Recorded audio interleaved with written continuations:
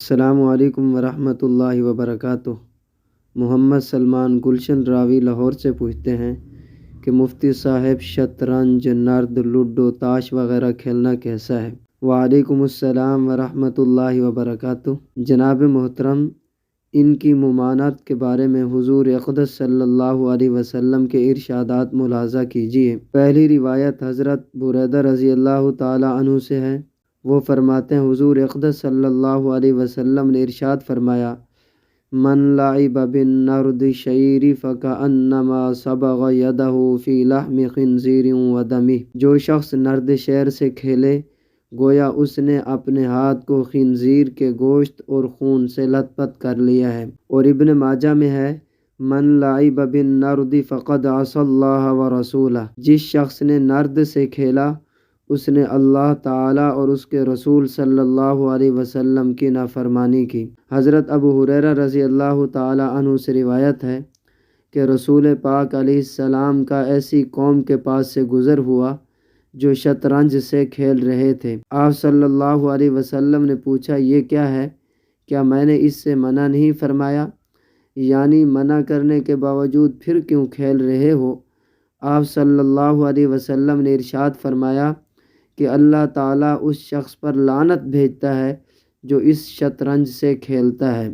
وعن ابی ہریرہ رضی اللہ تعالی عنہ قال مر رسول اللہ صلی اللہ علیہ وسلم بقوم یلعبون بالشطرنج فقال ما هذه الكوبة ألم انہا عنها لعن اللہ من یلعب بها۔ اور روایت حضرت واصلہ بن اسقع رضی اللہ تعالی عنہ سے ہے۔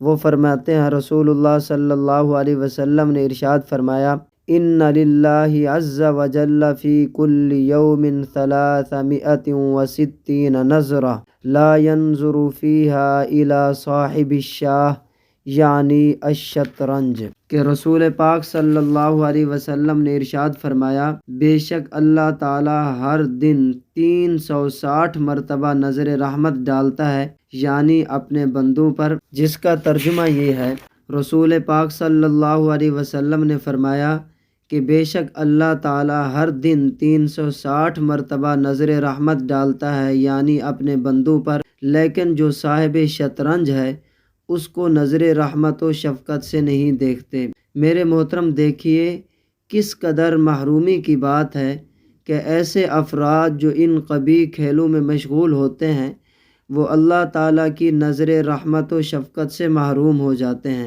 میرے دوستو، ایک مرتبہ حضرت علی رضی اللہ تعالی عنہ کا گزر ایسی قوم کے پاس سے ہوا جو شطرنج سے کھیل رہے تھے۔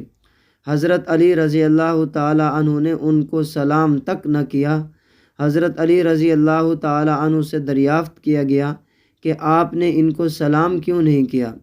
تو حضرت علی رضی اللہ تعالی عنہ نے جواب دیا کہ میں کیسے ایسی قوم کو سلام کرتا جو اپنے بتوں پر جمے بیٹھے ہیں۔ میرے دوستو، شریعت مطہرہ نے ایسے کھیلوں کی حوصلہ افزائی کی ہے جن سے جسمانی فائدہ ہوتا ہو، جیسے تیراکی، تیر اندازی، گھڑ سواری، اور ان کھیلوں کی حوصلہ شکنی کی ہے جن میں لگنے سے وقت کا ضیاع ہوتا ہو، اور ایسے کھیلوں کو ناجائز قرار دیا ہے جن کی وجہ سے گناہوں کا ارتکاب لازم آتا ہو، یا وہ کھیل فساق و فجار کے کھیل ہوں۔ شطرنج کھیل اگر جوئے کی شرط کے ساتھ کھیلا جائے تو ناجائز و حرام ہے، اور ہار جیت کی شرط کے بغیر بھی کھیلنا مکروہ تحریمی ہے۔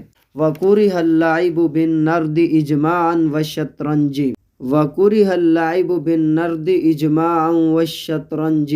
رہی بات لوڈو کی، تو لوڈو میں اگر خلاف شرع امور کا ارتکاب ہو، حقوق اللہ یعنی نماز وغیرہ اور حقوق العباد میں کوتاہی ہوتی ہو، فرائض و واجبات کا ترک لازم آتا ہو اور گناہ کا ارتکاب ہو، مثلا شرط لگا کر کھیلنا، جوا لگانا، تو یہ بالکل ناجائز ہے۔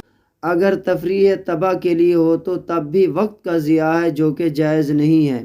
نیز ایسے کھیلوں میں انہماک کی وجہ سے دل و دماغ اکثر اوقات انہی چیزوں کی طرف متوجہ رہتے ہیں اور خدا کی یاد سے غافل رہتے ہیں۔ لا یعنی امور میں ایسا انہماک و دلچسپی شرعاً ناپسندیدہ ہے۔ میرے دوستو، مسلمان کا تو دل و دماغ میرے دوستو مسلمان کا تو دل و دماغ ہر وقت یاد خدا اور آخرت کی تیاری میں مشغول رہنا چاہیے، اور وقت کو بامقصد کاموں میں لگانا چاہیے جن میں دینی و دنیاوی یا کم از کم دنیاوی فائدہ تو ہو۔ لہٰذا ایسے بے مقصد اور لایعنی کھیلوں سے بہرحال اجتناب کرنا چاہیے۔ اپنے قیمتی وقت کو اچھے اور نیک کاموں میں خرچ کرنا چاہیے۔ میرے دوستو، تاش کھیلنا یا لوڈو کھیلنا بہت برا ہے، اور اگر اس پر ہار جیت کی ہو تو جوا ہے اور بالکل حرام ہے۔ گناہ کبیرہ سے بچنا ہر مسلمان پر فرض ہے۔ ایک گناہ سے بچنے کے لیے دوسرے گناہ کو اختیار کرنا بھی جائز نہیں ہے۔ کامیاب مومنین کی شان اللہ تبارک و تعالی نے قرآن مجید میں یوں بیان فرمائی ہے، والذین هم عن اللغو معرضون۔ کامیاب مومنین وہی ہیں جو لہو و لعب سے اعراض کرتے ہیں۔